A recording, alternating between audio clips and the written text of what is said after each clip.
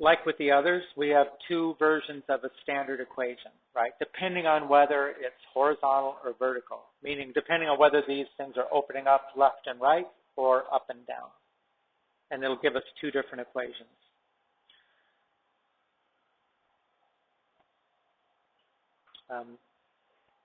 If you draw a line through the foci, right, then where they intersect with each branch, those are called vertices, right? Just like they are with a parabola, that point right there is the vertex, two vertices. That axis, the line that goes through, is this, it's not called a major axis, it's called transverse axis. Right? The center of the hyperbola is in between the two branches, and again, it has the coordinates HK. Right? Again, consistent with an ellipse. The A represents the distance from the center to the vertices. From the center to the vertices.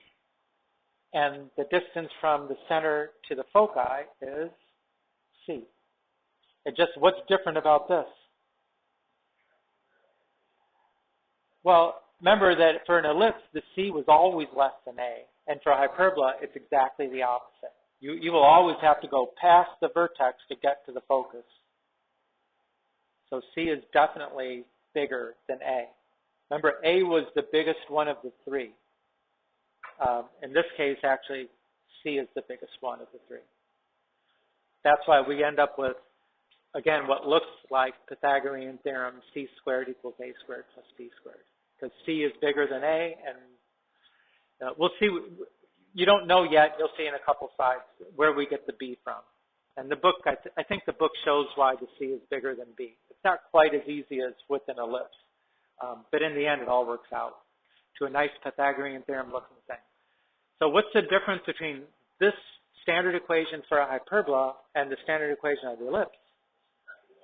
It's a minus, right?